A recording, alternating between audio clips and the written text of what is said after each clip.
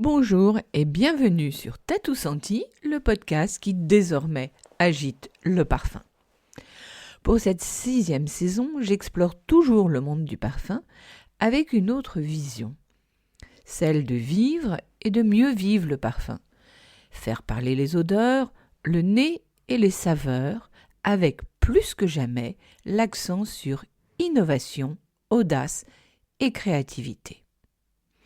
Chaque semaine, j'inviterai à mon micro des chefs d'entreprise, des parfumeurs créateurs et tous ceux qui participent à la recherche et à l'innovation. On y parlera donc parfum, saveurs, ingrédients, odeurs, développement durable.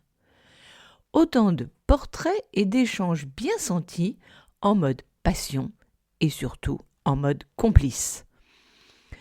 Je suis Bettina Ekroyn, journaliste, experte parfum et saveurs et créatrice du blog tatousenti.com. Pour ne manquer aucun des épisodes, je vous invite à vous abonner à Tatou Senti Podcast sur votre plateforme préférée.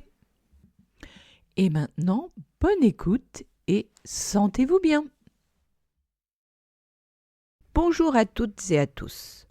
Dans ce nouvel épisode, je vous embarque dans les coulisses d'une aventure humaine extraordinaire. Tout comme je les aime, parce qu'elles sont totalement alignées avec les valeurs de Tatou Senti Podcast. Et quel bonheur! Il s'agit de la marque Dans le Noir, qui d'ailleurs fête ses 20 ans et a été fondée par Édouard de Breuil. Comme il aime à le dire, notre travail consiste à redécouvrir et explorer nos sens pour nous réapproprier nos critères de choix en nous émancipant autant que possible de la pression exagérée de l'image et des diktats marketing pour revenir à l'essentiel. Aujourd'hui, Dans le Noir lance son premier parfum Dans le Noir, eau de parfum de nuit. Je ne vous en dis pas plus pour écouter Tiffany Kenziokla, consultante experte dans le noir et pilote de la création avec Camille Léveillé, directrice R&D et cofondatrice de la branche Dans le Noir Parfum. Suivons-la et laissons-nous entraîner dans les coulisses de cette histoire étonnante et inhabituelle. Bonjour Tiffany. Peut-être Bonjour. dans un premier temps, ça serait bien que vous présentiez. Donc voilà, aujourd'hui je suis dans le noir pour la présentation de ce nouveau parfum. Mais avant, j'ai envie que vous me racontiez peut-être comment est-ce que vous êtes arrivé jusqu'à cette aventure dans le noir. Et ensuite, voilà, on continuera. Vous avez du temps, c'est une longue histoire. Je dirais que c'est une vraie histoire de rencontre en fait et où le hasard fait bien les choses. Une particularité à savoir chez moi, c'est que je suis déficiente visuelle et c'est de par ma déficience visuelle que je me suis dirigée assez naturellement vers le milieu du parfum. Forcément, j'y avais un intérêt, mais je me suis surtout dit, je peux pas être chirurgien, ça c'est sûr. Il faut faire un autre métier et j'avais envie de donner du sens à mon métier. Et à votre vie. Et je me suis dit, oui, exactement. Et je me suis dit, après tout, j'ai un sens qui ne fonctionne pas très bien, mais j'ai mes autres sens. Pourquoi pas aller en travailler un d'eux et aller dans un univers qu'au final assez peu de monde connaît. Et je me suis dit, allons vers la parfumerie. Donc, c'était assez naturellement et au vu des circonstances que je suis allée vers cet univers-là. Et ma route a croisé à l'ISIPCA Didier Roche, qui est un des fondateurs de Dans le Noir et qui accompagnait au sein de l'ISIPCA un autre étudiant déficient visuel. Donc vraiment par pur hasard, on s'y est croisés. Si on appelle ça du hasard. Oui, le destin, je ne sais pas comment vous l'appellerez, mais en tout cas, c'est vraiment cette première rencontre qui a forgé mon lien avec Dans le Noir, puisque en fait, au sein de l'ISIPCA, ils m'ont accompagnée en fait par la suite. J'ai fait d'abord une licence professionnelle au sein de l'ISIPCA et en fait j'ai enchaîné tout de suite après avec un master et ils m'ont accompagnée auprès de mon entreprise surprise lors de mon apprentissage pour vraiment mettre en place mon poste du mieux possible au vu de ma déficience visuelle, pour mettre vraiment en place tous les outils pour que je puisse travailler comme n'importe qui, malgré ma déficience visuelle. Et en fait, après l'ISIPCA, dans le noir, déjà forte de ses expériences avec le restaurant, donc avec la dégustation de menus surprises dans le noir, avait un peu poussé son expertise avec l'ouverture de cet espace sensoriel, avec d'abord des dégustations, des ateliers de dégustation, mais où la marque dans le noir a voulu encore pousser, aller un peu plus loin. Ils étaient vraiment experts au niveau de la dégustation, mais ils avaient aussi envie de pousser les choses vers l'olfaction, et c'est à ce moment-là qu'ils ont fait appel à moi pour créer avec eux des ateliers olfactifs, mais donc dans le noir absolu, des vrais ateliers de partage. On va prendre le temps de sentir, de discuter des sensations, des émotions, des souvenirs qu'on va ressentir autour d'un parfum, en mettant de côté tout l'aspect visuel, en fait, qu'on a énormément dans l'industrie du parfum aujourd'hui. Et exactement. Plutôt rentrer à l'intérieur de soi. Tout à fait. Pour voir qu'est-ce qu'on ressent, qu'est-ce qui émerge de tout ça. Alors, avant juste qu'on continue, j'aimerais m'arrêter sur 2 choses. Quels sont vos souvenirs olfactifs les plus anciens, les plus prégnants, et ceux qui vous viennent là, à l'instant ? Alors, il y a une histoire que j'aime raconter d'ailleurs pendant les ateliers olfactifs que je mène, puisqu'on en a un qui tourne autour des souvenirs de l'enfance. Et moi, j'ai vraiment un souvenir particulier qui m'est venu, cette petite Madeleine de Proust qui m'est venue quand j'étais à l'ISIPCA, justement. Et la toute première fois où on a fait une session olfactive, j'ai senti de l'indole. Donc, indole, matière première de synthèse, mais plutôt fécale, pas très agréable, très animale.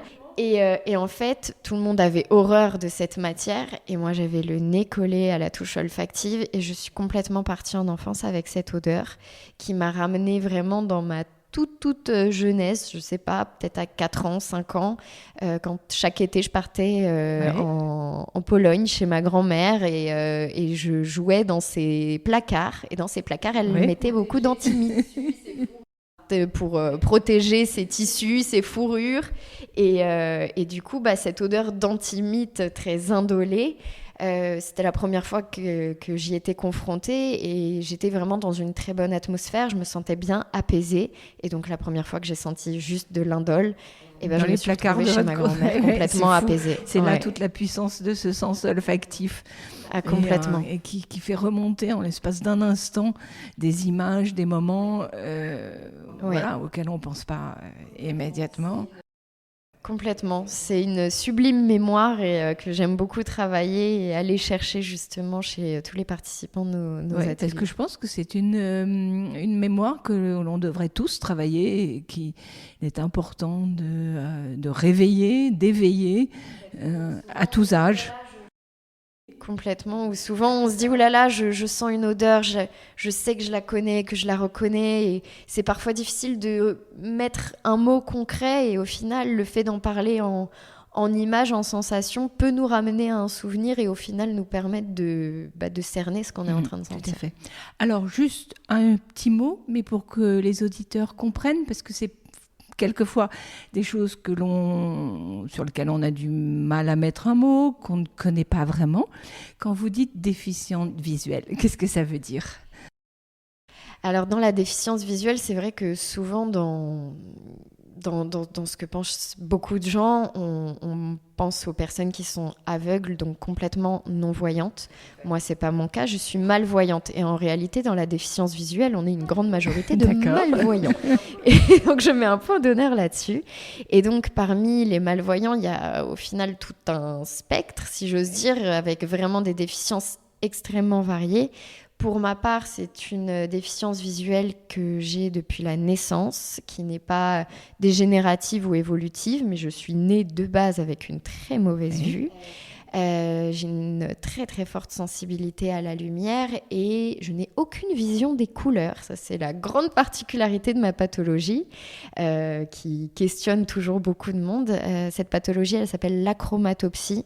Ça toucherait à peu près une personne sur 33 000, mais en réalité, on a très peu d'informations sur cette pathologie. Donc, j'essaye à ma façon aussi d'en parler et de mettre la lumière sur cette pathologie peu connue. D'accord, ok. Alors revenons aujourd'hui sur justement donc, dans ce premier parfum qui s'appelle Dans le noir, eau de parfum de nuit. D'abord, comment est-ce qu'on le découvre ? Alors, et où est-ce qu'on va le découvrir ? Y a-t-il d'autres endroits que dans la boutique Dans le noir ? Alors, ce qui est sûr, c'est que ce parfum est découvert dans notre première boutique, qui est donc notre espace sensoriel à Paris, rue Quincampoix. Mais vous retrouverez aussi ce parfum dans tous les restaurants, spas, tous les points de vente de la marque Dans le Noir. Là où vous le découvrirez de la plus belle façon, ce sera lors d'un atelier de découverte, puisque avant de créer un produit, ce parfum, Dans le Noir est avant tout expert d'expérience. Et on veut faire vivre des expériences, même avec la création d'un parfum. Donc la découverte de ce parfum peut se faire aussi avec une découverte sensorielle, dans le noir absolu, avec des éléments, des matières premières. On met un point d'honneur aussi à mettre en lumière, si j'ose dire, des matières qui composent ce parfum. Et donc à les découvrir autour d'une histoire qui nous plonge vraiment dans une atmosphère bien particulière. Une atmosphère plutôt nocturne, puisqu'on a vraiment choisi pour ce parfum d'aller vers un univers nocturne, mais pas simplement juste de la nuit, mais vraiment de l'intimité de la nuit. C'est pas la nuit pour les sorties, c'est vraiment l'intimité pour soi, vraiment aussi en introspection, et on a envie aussi de faire vivre cette introspection dans le noir avec la découverte de ce parfum. Alors, cette expérience que d'ailleurs j'ai vécue et que j'ai trouvée riche et très intéressante, parce qu'effectivement, comme vous le dites, on sait prendre un temps pour soi, on vient de la lumière et de tout d'un coup, c'est apaiser ses émotions, c'est les faire redescendre pour justement être à l'écoute. Et sans dévoiler rien du tout, le fait d'être dans le noir, ça permet d'aller plus loin, d'écouter, de sentir et de ressentir les différentes facettes de cette balade olfactive et que j'ai trouvée vraiment très belle et très intéressante. Mais juste, j'ai envie de savoir, on rentre dans la boutique et vous faites vivre l'expérience, ou il y a des moments où il va y avoir comme un rendez-vous où on va être plusieurs à le découvrir. Comment ça se passe ?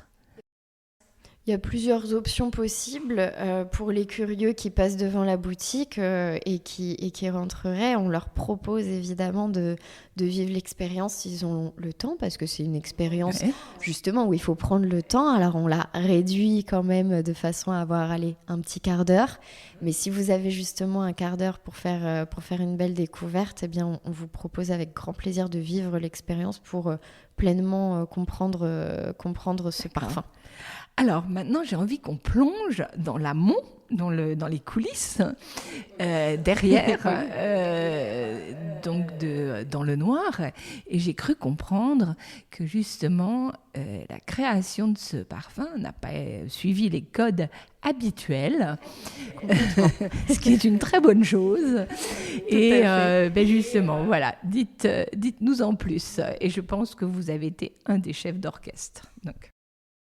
J'ai fait partie prenante du projet, ça c'est une évidence. En fait, on a fait appel pour ce projet à Suzy Lehellet comme parfumeur pour ce projet. Et ce qui est très intéressant et assez fou, et comme quoi il y a un destin qui nous lie par ici, c'est que Suzy Lehellet lorsqu'elle est passée par son master à l'ISIPCA, elle avait été parrainée déjà par Dans le Noir. C'était son parrain de sa promotion. Ça, je trouve ça extraordinaire. Et donc, elle avait créé le parfum justement du projet de sa promotion de l'époque. Donc, comme quoi, voilà, ce lien était déjà tissé entre Suzy et nous. Oui, j'avais eu l'occasion de le sentir tout à fait. À l'époque, c'était en 2013, je crois, il me semble, qu'elle avait été parrainée. Et au final, voilà, on fait appel à Suzy et on a décidé de la briefer différemment. C'est-à-dire qu'avant de lui soumettre comme n'importe quelle marque proposerait un brief à un parfumeur, nous, on a décidé de la briefer dans le noir. En faisant vivre justement une expérience un petit peu inspirée, en tout cas de ce que vous avez vécu tout à l'heure avec nous. On est allé vraiment sur le même principe de proposer à Suzy un univers où on lui a proposé de toucher, de goûter aussi à des éléments, de sentir aussi peut-être des matières sans rien lui imposer. On a voulu vraiment qu'elle soit très très libre dans sa création, mais simplement on lui a déjà inspiré cet univers de l'intimité de la nuit. Ça c'était notre prérogative et d'ailleurs déjà une histoire lui a été racontée dans le noir, mais voilà, on a vraiment voulu qu'elle ait un brief différent, qu'elle puisse percevoir aussi les choses et amener peut-être les choses différemment en commençant en étant dans le noir. Et c'est effectivement ce qui s'est passé. Elle-même nous l'a dit. Si elle avait d'abord reçu tout un mood board, un PowerPoint avec déjà des images, un visuel, elle ne l'aurait peut-être pas travaillé de cette façon-là. Voilà, donc ça avait vraiment une importance pour nous de mettre cet outil du noir absolu au cœur de la création de ce parfum. Et donc, lors de ces différents travaux et de ces différentes propositions, Suzy nous a partagé du coup différentes choses et toutes les évaluations se sont bien sûr déroulées dans le noir. Donc j'ai animé toutes ces sessions d'évaluation auprès de tous les experts qu'on avait au sein de Dans le Noir. Ça veut dire combien de personnes ?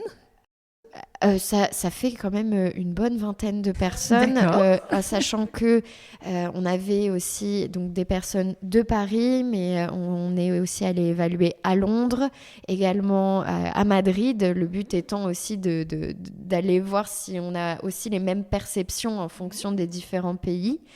Des experts déficients visuels, donc, de Dans le Noir, mais aussi des experts comme Camille Léveillé, qui, bien que très voyante, fait partie de la maison de Dans le Noir depuis bien longtemps et tout à fait experte de toutes ces expériences et a eu un œil avisé même dans le noir. Donc voilà, on a vraiment soumis à tous ceux qui voulaient faire partie de ce projet et surtout de montrer que la déficience visuelle ici pouvait avoir une valeur ajoutée. Absolument. Vraiment. Oui, complètement.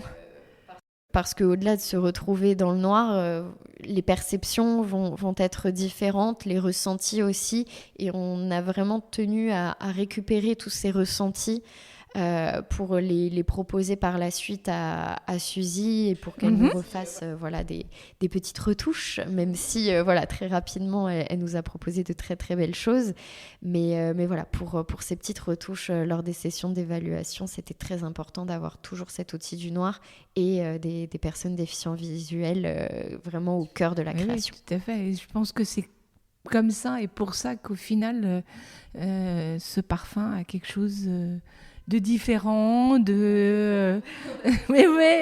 non, c'est... On a fait pour, on a tout fait pour, oui. Mais en tout cas, on a voulu donner de l'âme aussi à ce parfum, c'est vraiment ça, il a une histoire, il a une vraie histoire de création. Ah, complètement, oui. Il a une vraie histoire de création. Non, et vous venez de dire un mot très juste, il a une âme. Et ça, c'est... on parle pas beaucoup de ce genre de choses dans le parfum. Mais quelque part, je trouve que... Moi, je dis bravo que vous ayez à la fois cette audace et ce courage, mais que vous avez depuis 20 ans, puisque Dans le Noir est créé il y a 20 ans, donc on ne peut que vous encourager. Et au-delà d'une âme, sans rien dire, c'est un récit initiatique. Et c'est un... En fait, la façon dont je l'ai perçu, dont je l'ai écouté, c'est comme un retour chez soi, un retour dans sa maison intérieure. Vous l'avez très bien perçu. C'est bien, on a bien travaillé alors.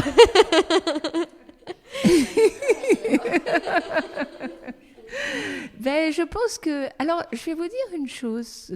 Tout d'un coup, en fait, ce sont les Japonais qui parlent d'écouter un parfum. Parce que, en fait, ils ont une cérémonie dont vous avez sûrement entendu parler, c'est la cérémonie du Kodo, où ce sont des encens, et en fait, on les écoute. Et c'est ça qui est chouette. C'est que, en fait, dans tout ce parcours, il y a deux choses très importantes. C'est de nous rapprendre à écouter, à s'écouter, mais pas dans le sens... Égocentrique. Oui. Plutôt en introspection. Voilà, tout à fait du terme, mais voilà, c'est exactement. Et puis, le fil est parti. Oui, il y a l'écoute et à prendre le temps. Parce que le temps, c'est devenu du luxe, certes. Alors, c'est ce qu'on dit, mais c'est tout de même à la portée de tout le monde.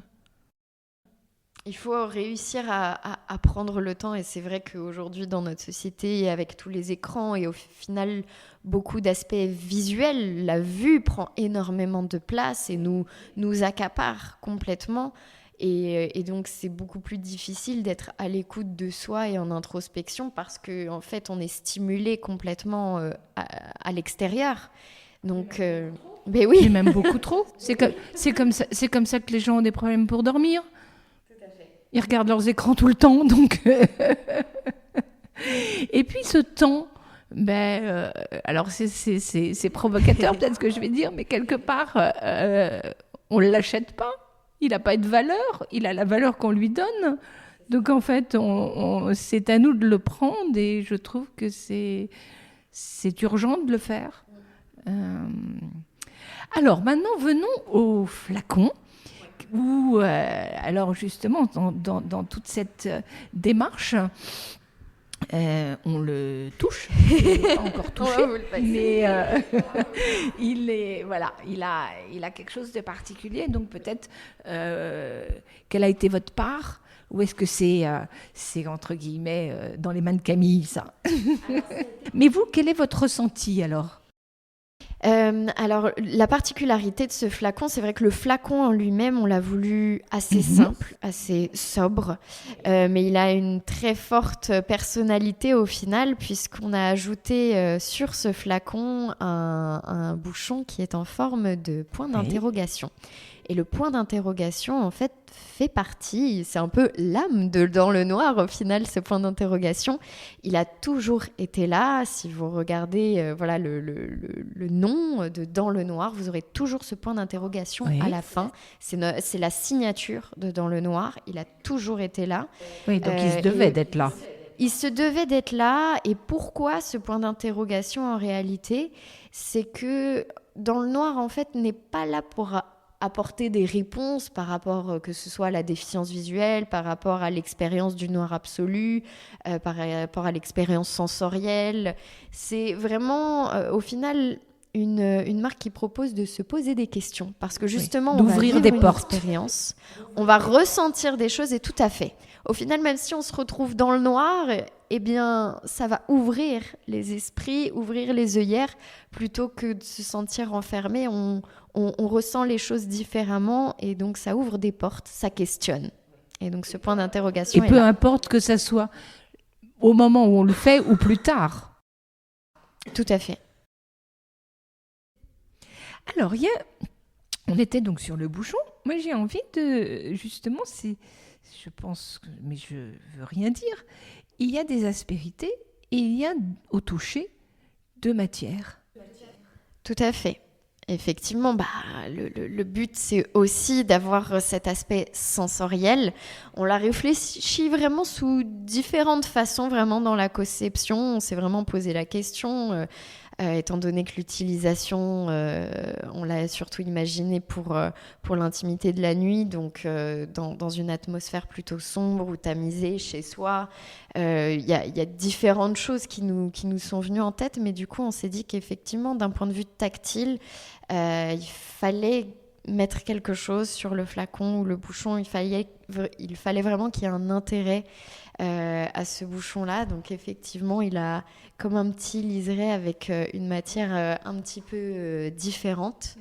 Ça a été vraiment designé pour qu'il y ait un aspect tactile intéressant.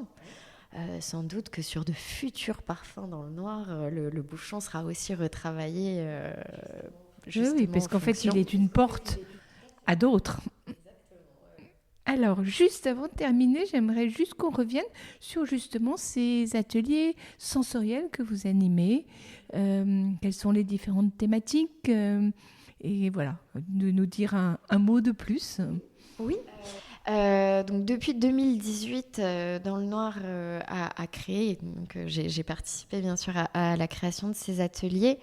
Vraiment, l'idée d'un premier atelier qui s'appelle Le Parfum et vous était l'idée de se réapproprier aussi ses choix en matière de parfum, de ce que l'on aime vraiment dans le parfum, en sortant des carcans marketing très visuels, justement prendre le temps de se poser dans le noir et de comprendre différents univers olfactifs.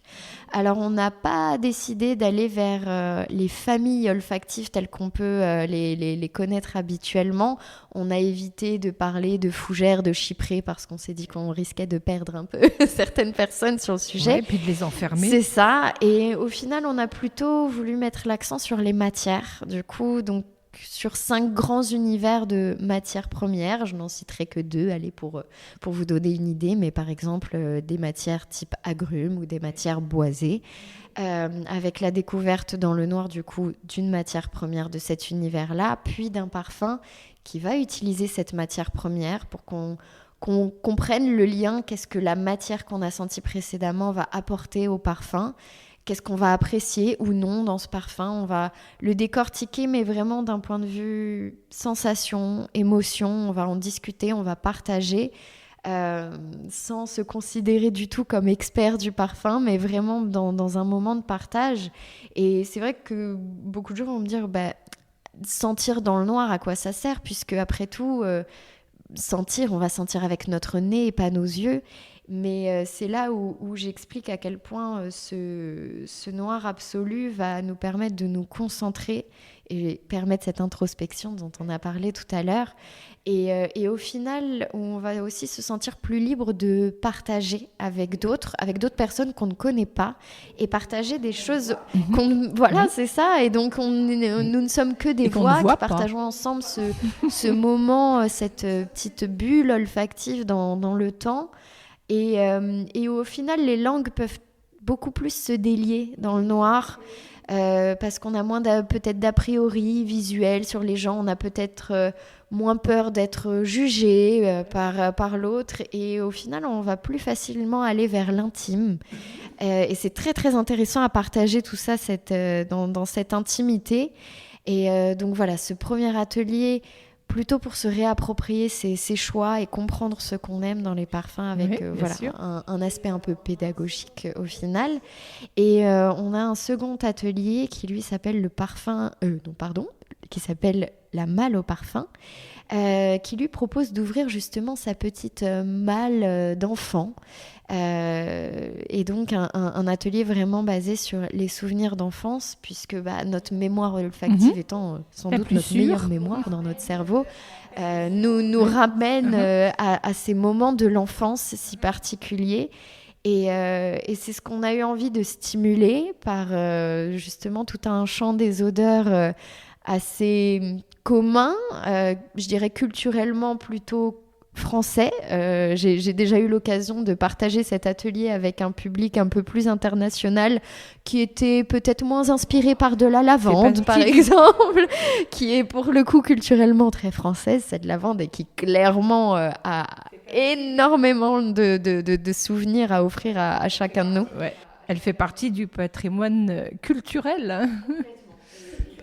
Complètement. Et donc, on la ressent forcément dans notre enfance. Et donc, c'est des beaux moments de partage autour de cette lavande et donc autour de bien d'autres odeurs, des parfums également, puisque forcément, des odeurs, je vais penser typiquement à l'odeur d'héliotropine qui va nous rappeler cette fameuse colle Cléopâtre qu'on a eue à l'école. Et bon, celle-là, elle fait des ravages tout de suite quand on la sent dans le noir. Il y a toutes les émotions qui remontent et où je peux vous dire qu'il y a au moins 50% de la population qui a mangé cette colle.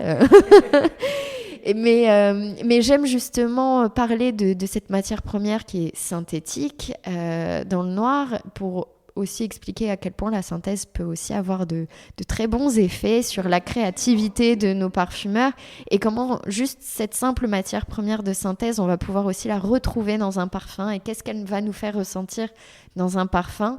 Donc toujours ce lien entre matière et parfum qui se recrée de toute façon dans les ateliers. D'accord. Alors, je suis donc dans la boutique rue Quincampoix et je vois juste derrière vous la box. Dites-moi en plus, parce qu'il y a l'air d'avoir 3 petits flacons. Je veux en savoir plus. Cette box, elle est toujours chez nous, effectivement, puisqu'avec le premier atelier, Le Parfum et vous, qui propose de se réapproprier justement nos choix en matière de parfum, on a créé en parallèle de l'atelier des box, en fonction des différents univers qui seront présentés dans l'atelier. Donc, je vous en ai cité 2, par exemple, l'univers agrumes et l'univers boisé. Eh bien, vous pourrez retrouver à la fin de l'atelier une de ces box, justement, si vous avez apprécié l'univers boisé, par exemple, que vous avez ressenti dans le noir, eh bien, dans cette box, vous allez pouvoir retrouver 2 parfums qui auront été sentis dans l'atelier, donc qui, a priori, auront été appréciés, plus un 3e pour une découverte. Le but étant de se dire, est-ce que vraiment cet univers boisé vous correspond ?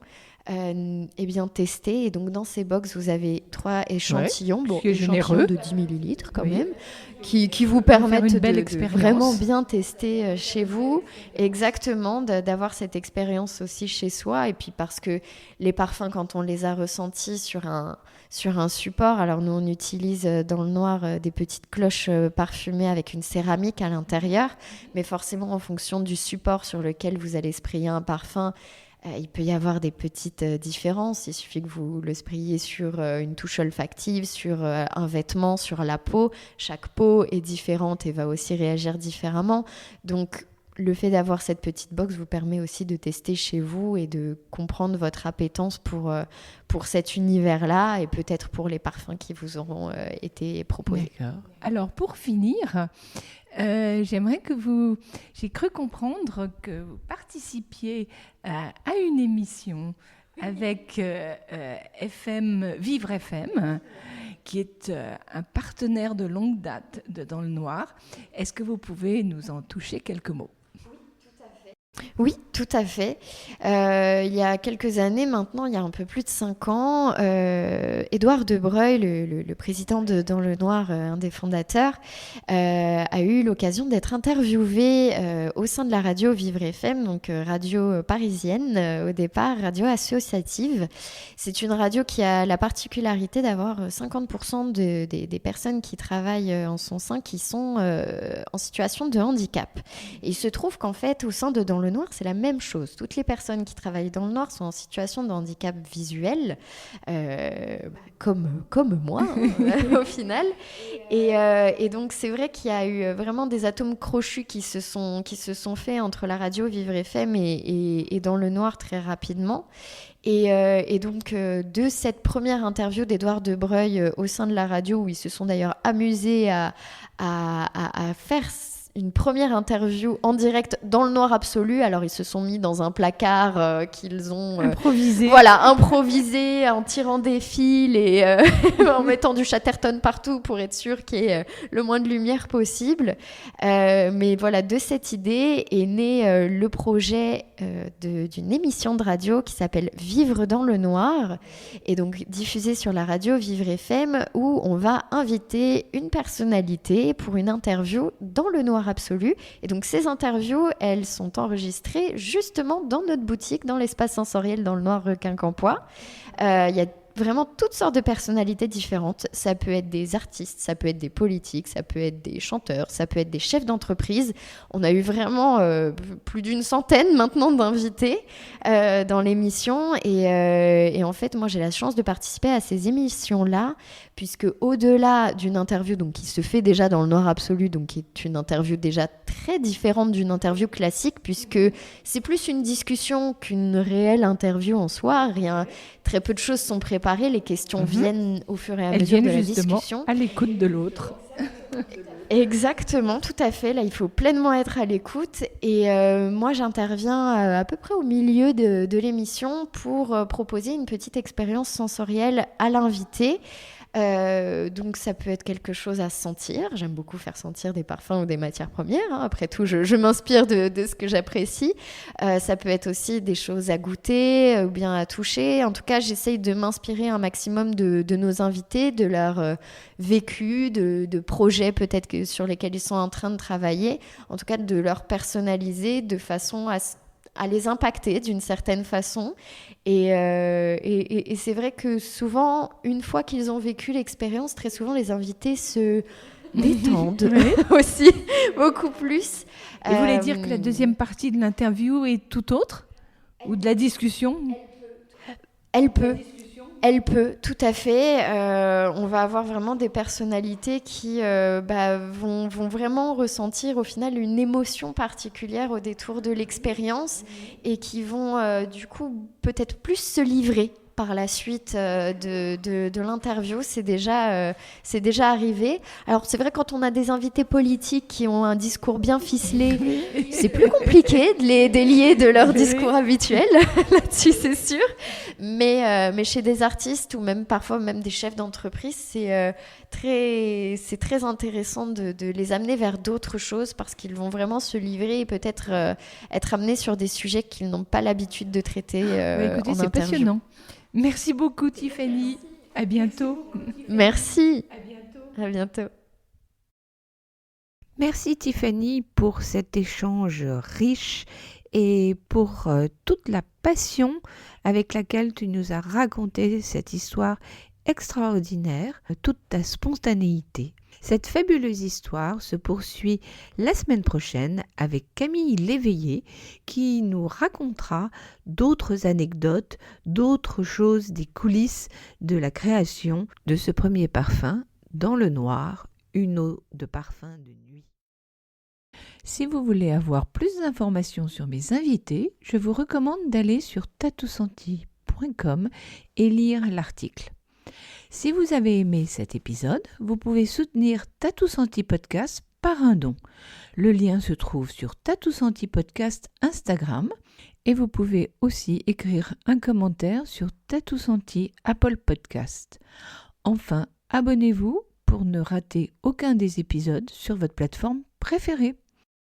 En attendant le prochain épisode mercredi prochain, sentez-vous bien.